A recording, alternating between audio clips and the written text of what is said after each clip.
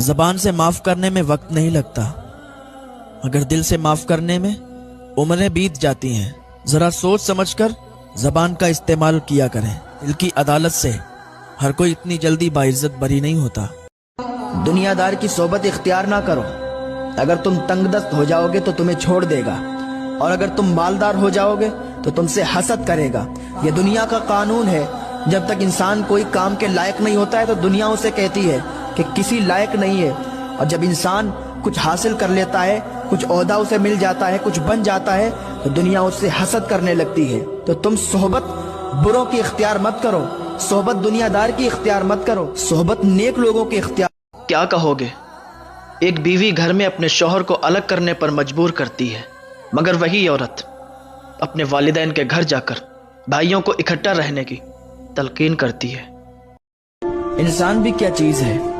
دولت کمانے کے لیے اپنی صحت کھو دیتا ہے، پھر واپس صحت پانے کے لیے اپنی دولت کھو دیتا ہے، مستقبل کا سوچ کر اپنا حال ضائع کر دیتا ہے، اور پھر مستقبل میں اپنا ماضی یاد کر کے روتا ہے۔ جیتا ایسے ہے جیسے کبھی مرنا ہی نہیں ہے، اور مرتا ایسے ہے جیسے کبھی جیا ہی نہیں۔ دنیا دار کی صحبت اختیار نہ کرو۔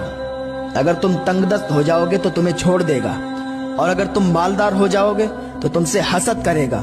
یہ دنیا کا قانون ہے۔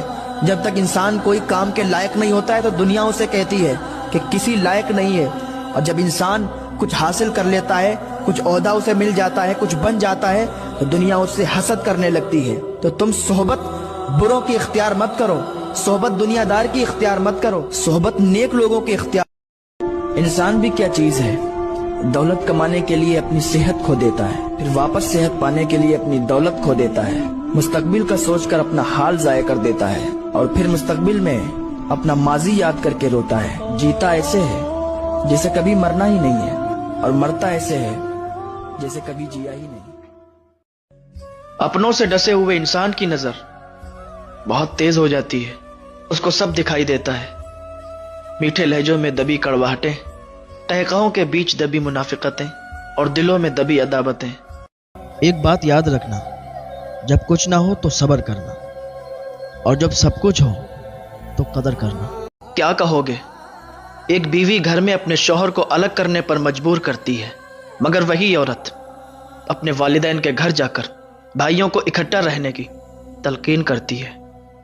آپ کے اخلاق کی قدر بھی لوگ اس وقت کریں گے جب آپ کے پاس دولت اور طاقت ہو۔ غریب کتنا ہی خوش اخلاق ہو، لوگ اس کے اخلاق کو اس کی مجبوری سمجھتے ہیں۔ یہ بات اگر بری نہ لگے تو میں کہہ دوں کہ کچھ لوگ جو غریبوں کی مدد کرتے ہیں تو دکھاوے کے لیے مدد کرتے ہیں، پھر ادھر فوٹو کھینچ کے ڈالتے ہیں کہ آج ہم نے اس غریب کی مدد کی، تاکہ اس کو میڈیا پہ وائرل کریں لوگ، اور اس کی ناموری ہو اور اس کی بدنامی ہو جس کو اس نے دیا ہے۔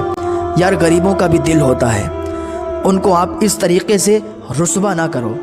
اگر آپ ان کو کھانا نہیں دو گے وہ ایک ٹائم بھوکے رہ لیں گے، لیکن وہ رسوائی اور بدنامی برداشت نہیں کر سکتے۔ یار غریبوں کو اپنا سمجھو۔ آپ اللہ کا شکر ادا کرو کہ آپ کو اللہ نے اس لائق بنایا کہ آپ غریبوں کی مدد کر سکو، لوگوں کے لیے نہیں، دکھاوے کے لیے نہیں، اللہ کے لیے مدد کریں، اللہ تعالیٰ آپ کو اور نوازے گا۔